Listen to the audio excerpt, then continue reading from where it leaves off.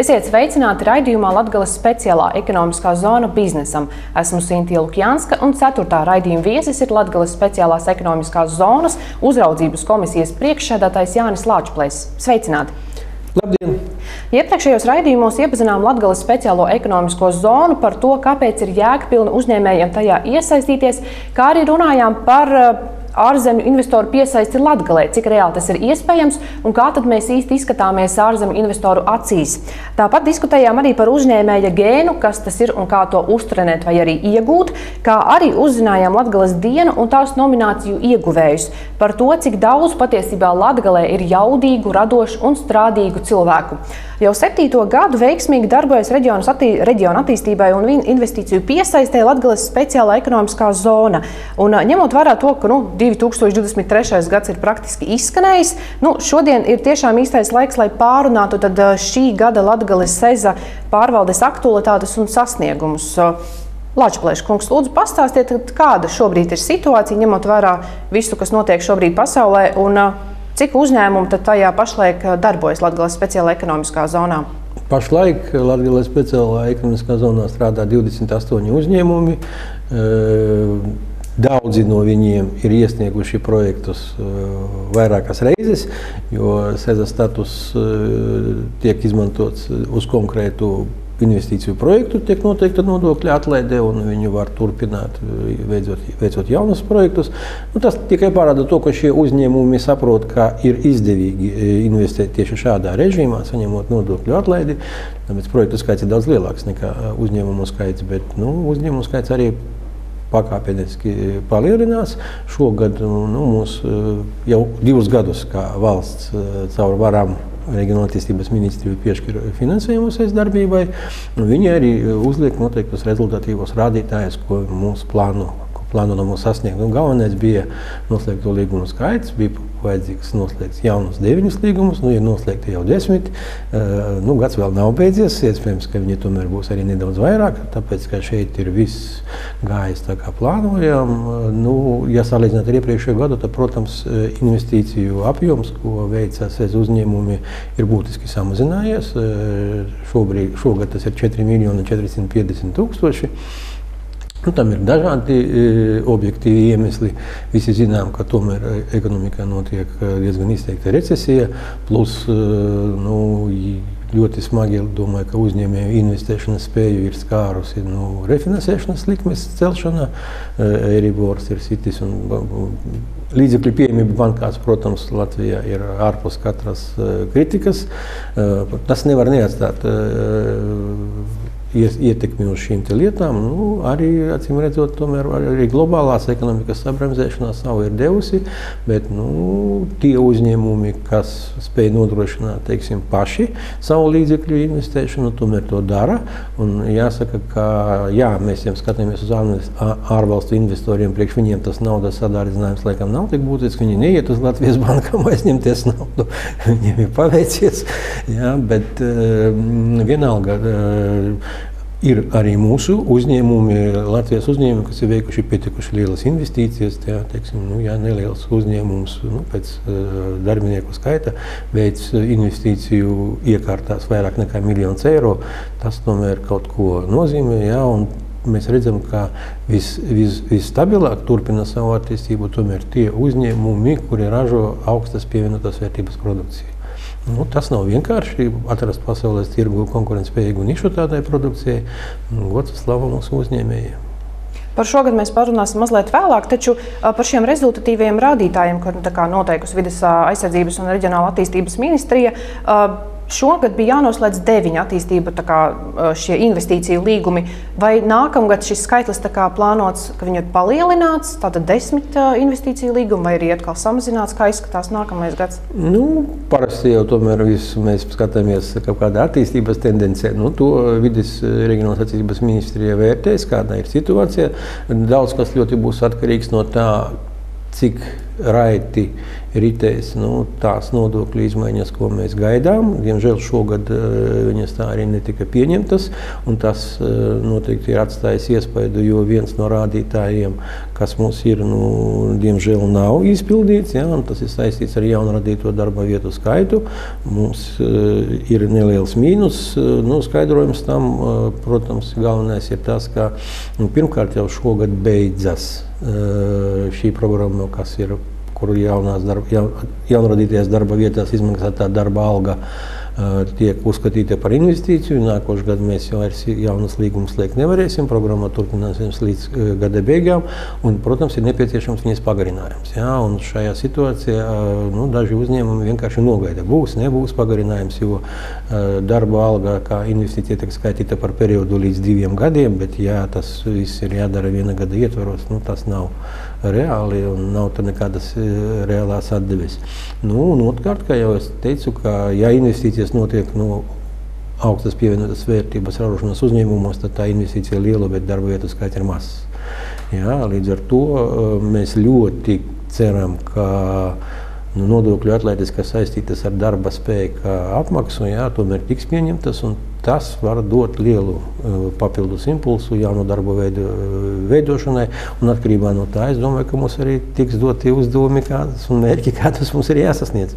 Tomēr, ja mazliet sīkāk parunājam par to, ka bija jāveicina šie 70 jaunas darba vietas izveide, diemžēl tas netika sasniegts, varbūt vēl gads nebija gluži beidzies, varbūt tomēr sasniegs. Kādas tad ir varbūt tie iemesli, tāpēc, ka darba tirgus nav pieprasīts vai nav strādnieku, kas strādā? Nē, investīciju apjoms tomēr portfelis, kā jau saku, ir ņemot vērā gan darba spēka izmaksas, principā, gan arī viņa pieejamību. Uzņēmēji ir tendēti uz augstu industrializācijas pakāpi, un darba vietas tiešām augstas pievienotās vērtības uzņēmumos, viņu ir maz salīdzinot ar tām investīcijām. Tie uzņēmumi, kas sāka strādāt veidot tieši saņemt atlaidi par izveidotiem darba vietām, kā jau es teicu, šogad šis periods beidzas un nākošais gadu viņu pagarināsim. Un ja nebūs papildus atlaides, nedaudz izmainīta tā sistēma, jo uzņēmumam ir jānostrādā 2 gadi. Un tikai tad viņš var sākt saņemt to nodokļu atlaidi. Protams, mēs ticam, ka mūsu uzņēmumi skatās vidējā un ilgtermiņā, bet tas tomēr ir pietiekoši ilgi. Ja tu investīciju veici tagad, investīciju beidzi, tu saņem nodokļu atlaidi, tad ar darba spēku diemžēl tā nav, un šis cikls būtu jāmaina. Jo darbinieki strādā, par viņu tiek samaksāti nodokļi, kāpēc nākošajā mēnesī nevar no samaksātās jau nodokļu summu saņemt arī atlaidi. Šajā mēnesī cerams, ka tomēr kaut kādas izmaiņas būs. Un, redzot un zinot, cik aktuāli šīs jaunās darba vietas ir Latgalē, mēs ļoti ticam uz Saeimas un valdības atsaucību šai jautājumā. Tomēr varbūt varat arī nosaukt kādu tādu reālu piemēru, kādi ir bijuši šie apjomīgākie investīciju līgumi šogad? Es negribētu saukt konkrētus uzņēmumus, bet es jau teicu, ja no 4,5 miljoniem, ko šogad ir investējis uzņēmēji, viens Daugavpils uzņēmums ir investējis nedaudz vairāk par 1 miljonu eiro, uzstādot ļoti modernu un labu aprīkojumu, bet darba vietas skaits radītais ir tikai viena. Bet jāsaprot, ka šī viena darba vieta ir ļoti gan labi apmaksāta, gan augsti konkurētspējīga, un šī darba galda ražošana dod arī kumulatīvo efektu ārpus uzņēmuma robežām. Piegādātāji, pakalpojumu sniedzēji, tas viss strādā un atstāja tomēr uz ekonomisko situāciju reģionā daudz vairāk pozitīvas ietekmes nekā tikai viena darba vieta. Varbūt īsi salīdzinot, kā bija pirms šiem 7 gadiem, kad sāka darboties Latgales speciāla ekonomiskā zona, šobrīd ir 28 uzņēmēji. Tad cik varbūt sāka ar jums sadarboties pirmajā gadā? Kad mēs pieņēmām, kad tika pieņemts likums, viņu vispār nebija. Kad bija pieņemts likums, bija jāizstrādā normatīvo dokumentu pakete, gan kas ir pieņēmumi pašvaldības līmenī, gan kas ir pieņēmumi plānošanas reģionā, administrācijai, gan kādi lēmumi ir vajadzīgi no ministrijas, šo dokumentu apretes kārtība, visa tur ir pieteikuma iesniegšana, to viss bija jādara pēc darbiniekiem. Finansējums šī darba darbu organizēšanai no valsts bija 0, jā, un viss tas bija jādara ar to kapacitāti, kas bija plānošanas reģionam un pašvaldībām. Pašvaldības sameta tur pilnīgi visas 21 pašvaldība, kas toreiz bija plānošanas reģionā, uzskatīja par iespējamu proporcionāli savām iedzīvotāju skaitām, jā, un teritorijām, kuras var tikt izmantotas, piešķirt, kaut vai nelielo, bet finansējumu, un šis uzdevums tika veikts, un tad jau arī sāka nākt klienti pa vienam. Tā kā tas ir tā, un varbūt, ka uzņēmējiem Latgales SEZ ir tā mazā pievilcības problēma, ka no uzņēmēja Latgales SEZ, kas saņem Latgales SEZ uzņēmumu statusu, neņem nekādu materiālu atlīdzību, jā, bet ar tādu resursu, teiksim, nodrošināt informatīvo kampaņu, apzināt klientus, piesaistīt un pat lielākus investorus no ārzemēm, nemaz nav tik vienkārši. Un gods un slava plānošanas reģionam un viņa darbiniekiem, kas faktiski strādājot tur lielākā daļa uz puslodzēm, tomēr visu šo etapu organizēja un izgāja. Nevelti sākumā es pateicu, ka tieši Latgalē ir tie radošie, uzņēmīgie cilvēki.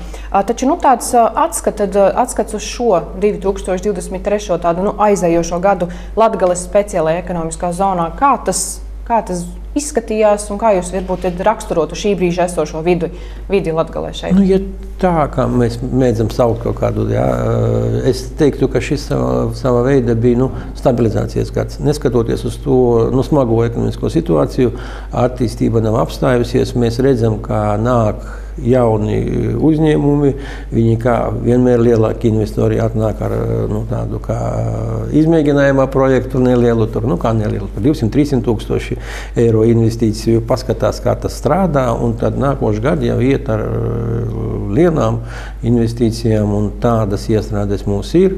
Principā, jā, mums ir izdevies atrisināt vienu uzdevumu, kas nav mūsu rezultatīvos rādītājus, bet ko mēs paši uzskatījām par ļoti aktuālu, paplašināt mūsu uzņēmumu geogrāfiju Latgalē, jā, un balvos ir ienācis nopietns investors no Norvēģijas, un skatāmies tālāk, ja viss būs veiksmīgi arī uz Ludzas pusi, šī aktivitāte var aiziet tā, vismaz ir interese un diezgan gatavs uzņēmums nopietnām investīcijām.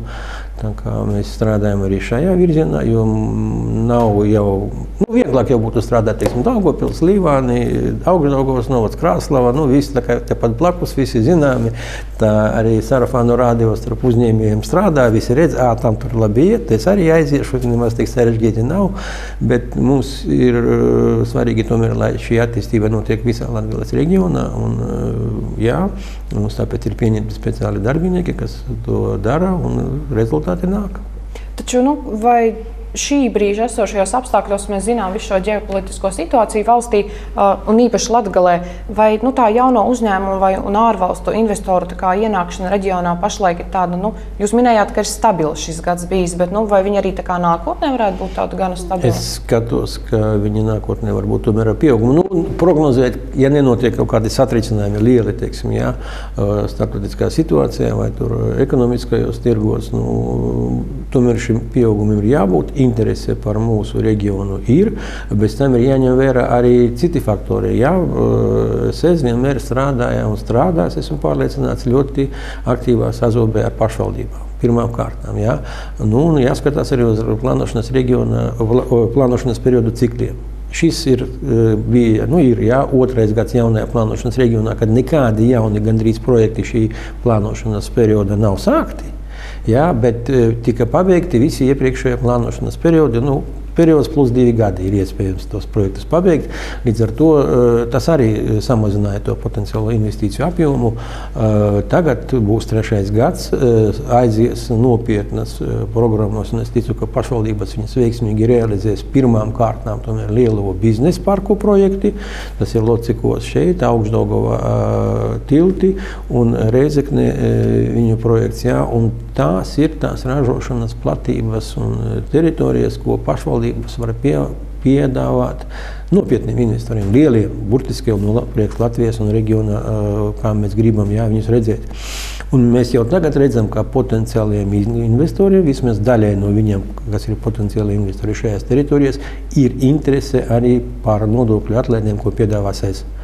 Un kopā tas piedāvājums tam investoram sāk izskatīties daudz pievilcīgāks, un viņa interese par to, kā nākt un strādāt uz Latgali, ir lielāka. Tāpēc lielā mērā šie projekti, kas ir saistīti ar SES darbību, būs atkarīgi no tā, cik veiksmīgi pašvaldības realizē šos biznesa parku projektus. Es domāju, ka visi pašvaldību vadītāji saprot, cik tas ir nopietni un svarīgi, gan priekš pašvaldības, gan priekš visu reģionu. Ceru, ka arī ministriju puses būs pietiekoši operatīva darbība un atbalsts. Un tas var būt tas kārtējais izrāviena periods, kas var sekmēt arī jaunu un gan ārvalstu investoru ienākšanu, gan arī mūsu uzņēmēji, jo paralēli tam tomēr es domāju, ceru, ka turpināsies programma, kas bija 562 degradēto teritoriju, kur varēs veidot ražošanas jaudas arī nelielām, teiksim, nosacīti nelieliem investoriem, kas ļoti palīdz uzņēmējiem Latgalē tomēr uzsākt vai attīstīt savu darbību.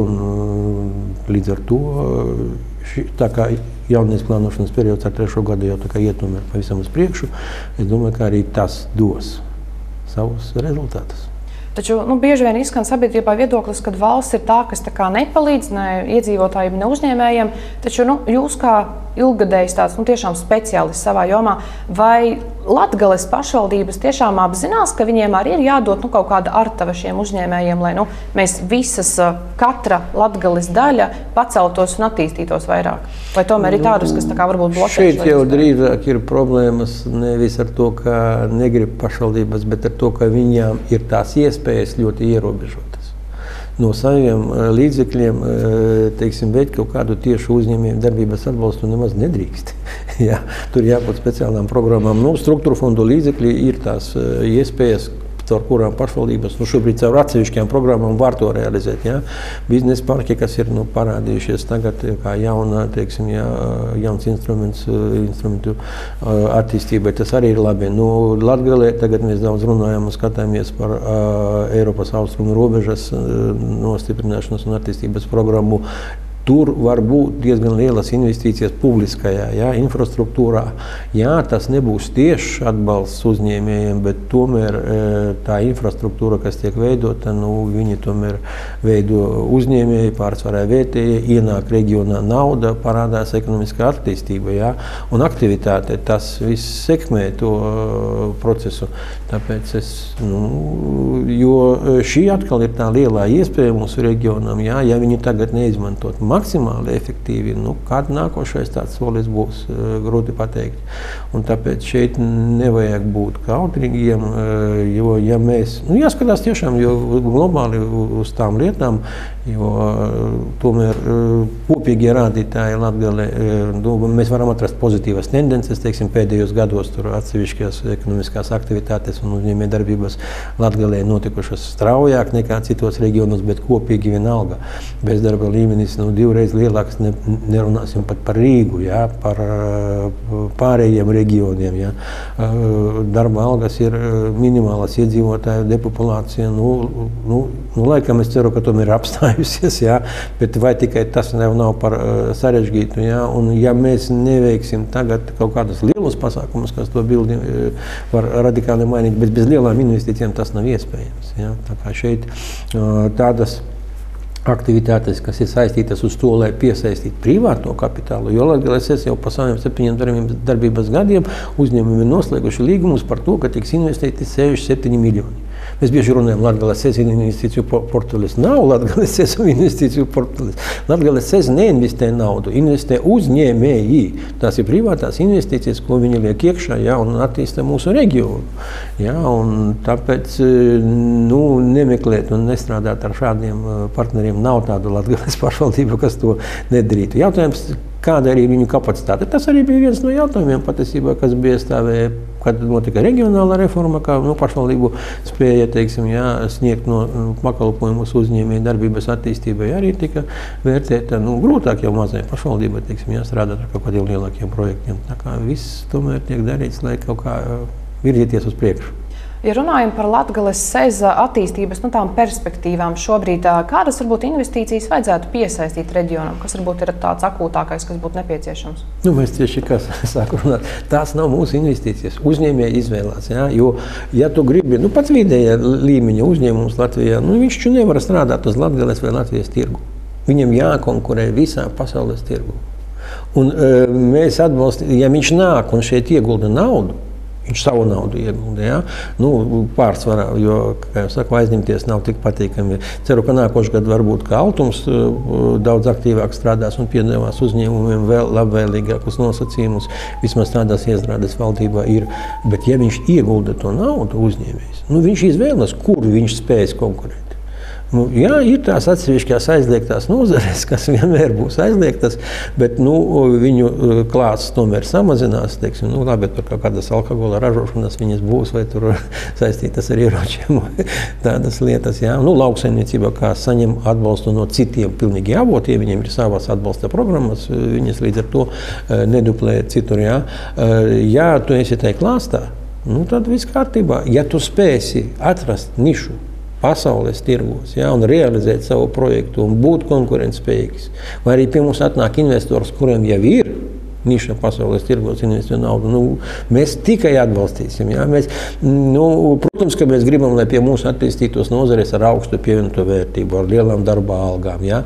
Bet tā prognozēt ir ļoti grūti. Tas jau klasiskais piemērs, par ko mēs runājam, ka kādu laiku atpakaļ bija ekonomikas ministrijas lēmums Latvijā, ka tekstilu rūpniecība Latvijā nav perspektīvas, mūs neinteresē. Tā šūšana, kad nosacīti līdz darba spēks un tā tālāk, ka mēs uz citu orientēsim. Jo šodien Latgalē tas ir ļoti nopietnas ražošanas sektors ar priekš mūsu reģionu pietiekuši labu atalgojumu principā, un kas dod lielu ieguldījumu, un viņi arī pie mums nāk un saņem. Jā. Tāpēc to jau dzīve un biznesa un ekonomika izšķir paši, kura investīcija attaisnosies. Ja mēs liktu savu naudu, mēs teiktu, jā, mēs gribam šajā nozarē, mēs gribam šajā, bet ja viņš nāk, kur viņš nāk, viņš izvēlās vietu, izvēlās, ko viņš darīs, un mēs varam tikai un gribam tikai palīdzēt. Taču bieži vien tomēr izskan tas viedoklis, ka Latvija ir pārāk maza, lai vispār Latviju pamanītu pasaules tirgu, kur vēl Latgales uzņēmējus. Tad, kā jums šķiet, kāda tad ir tā Latgales uzņēmēja konkurētspēja pasaules tirgu? Jūs kā labi tādu piemēru minējāt šūšanas uzņēmumus. Bieži vien tiešām mēs dzirdam, ka Latvija iznāk šajā pasaules tirgu ar savu klasisko līnu, ar saviem klasiskajiem ornamentiem, taču varbūt vēl ir kaut kas tāds, ko mēs varam.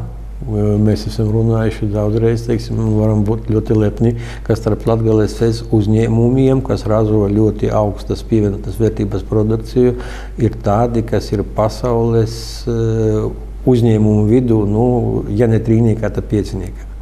Ja, ar augstu pievienoto vērtību, pie tam ar savu produkciju. Ja, viņi nevis kaut kāda tur brenda vai produkciju ražo, viņi paši viņu ražo. Un tā kā mūsu uzņēmuma potenciāls ir milzīgs. Ja? Ir tādi, tas ir Līvānā, šeit pat Daugavpilī, bet ir arī uzņēmumi, kas ienāca šeit, ar savu, tā kā piemēram Pulsārs. Viņi saka šeit no nulles, bet viņi atnes savu ražošanu. Un viņi arī ir ļoti konkurentspējīgi un viņu produkcija iet. Tā kā šeit potenciāls mūsu reģionam ir ļoti liels. Bet jāizmanto visas iespējas. Ja? Negribu, samazinājis aizliegto, neatbalstāmā un nevis aizliegto nozaru sarakstu, sintētiskās šķiedrās ražošana ir izņemta ārā. Ar nākošo gadu mēs ļoti rēķinamies, ka Daugavpilī tomēr ir tradīcija sintētiskās šķiedrās ražošanā, ir uzņēmumi, kas ar to turpina nodarboties, ka viņi varēs saņemt atbalstu, un es domāju, ka tur notiks diezgan straujas kustības un attīstība uz priekšu, jo šis ilgais periods, kad viņi nebija atbalstāmi, tomēr domāju, ka tur īpašas investīcijas jaunas līdz ar to bija grūti veikt, tagad viņi to darīs. Un es ticu, ka arī šādā veidā attīstība ies uz priekšu. Iepriekšējos raidījumos, kad mēs sapratām, ka Latgales speciāla ekonomiskā zonā nav tādas sezonas vai nesezonas, šis gads tā kā tūlītās noslēdzas. Kāda varbūt arī tad nākamā gada, pirmā pusgada varbūt tie lielākie plāni, lielākie uzdevumi, kas būtu jāpaveic Latgales SEZAM? Mums pašiem, protams, ir jāstrādā ar tām nodokļu izmaiņām un papildinājumiem, ko mēs gaidījām ar Latgales programmu, un tagad arī ar Austrumu pierobežu attīstības programmu. Šīs programmas, es ceru, sāk strādāt, un līdz ar to arī nodokļu atlaides tādā vai citādā formā būs pieņemtas. Ja? Tas būtu galvenais. Ja? Pārējais mēs strādājam ar marketingu, mēs sniedzam pakalpojumu saviem klientiem, viņu atsauksmes par mūsu darbiem mums ir labākais reklāmas avots. Ir ceļš, ka viņi šīs atsauksmes sniedz nevis mums, bet citiem saviem kolēģiem. Ja? Tā kā mums ir gadījies dzirdēt, ka kāds atnāk, man pastāstīja kolēģis, kā tas viss ir labi un tā tālāk. Gribu pamēģināt. Ja? Un pats galvenais mums ir jāstrādā un jāatkārto un jāvirza tā doma, ka pirms uzsāciet investīcijas projektu, atnāciet pie mums. Tas nemaksā naudu, tas neprasa daudz laika, bet tas var dot jums lielus nodokļu atvieglojumus un ieguvumus. Jo mēs nevaram palīdzēt tajā brīdī, ja cilvēks jau ir veicis investīciju. Jā, viņa ir laba, viņa ir atbalstāma, viņš būtu saņēmis pietiekuši lielas nodokļu atlaides un, protams, ka arī vēl straujāk attīstīs savu uzņēmumu. Bet pirms to darīt, atnāciet pie mums. Mūsu speciālisti ir pieejami pa visu Latgales teritoriju. Viņi vienmēr atnāks, vienmēr konsultēs. Tas, tiešām, jūs jau paši pārunājāt par šī projektu vēl labāk. Tā būs vienkārši neliela papildus analīze jūsu projekta pamatotībai. Galu galā tas ir bez maksas. Ņemot vērā to, ka tuvojas jau tūlītās Ziemassvētki, jaunais gads, palūkšu laikam tad jūs pateikt kādus skaistus vārdus gan skatītājiem, gan pašiem uzņēmējiem nākamajā gadā. Un varbūt tos vēl cilvēks, kas svārstās, iet uz to Latgales sezu, neiet, kā tad varbūt viņus pamudināt, lai viņi atnāk pie jums tiešām? Tas taču ir tas stāsts par to loterijas biļeti. Dodiet mums iespēju jums palīdzēt. Ja? Tas tiešām nemaksās neko un jums neko daudz neprasīt. Nopērciet to loterijas biļeti un strādājiet, esiet aktīvi, esiet radoši, palīdziet viens otram, saņemsiet palīdzību arī no citiem. Un lai jūsu plāni, kas ir vērsti uz attīstību un nākotni, sastop to, zelta zirtiņu, kas palīdz izpildīt jūsu vēlēšanās. Gan uzņēmējdarbībā, gan privātajā dzīvē. SEZ no savas puses darīs visu, lai jums viss izdodas. Galu galā uzvarēt loterijā nav iespējams, ja tu neesi iegādājies šo loterijas biļeti. Paldies jums, ka atradāt laiku un šodien atnācāt pie mums. Vēlos jūs informēt, darbie skatītāji, ka šis bija noslēdzošais raidījums no raidījuma cikla Latgales speciālā ekonomiskā zona. Uz tikšanos tad jau nākamreiz un visu labu!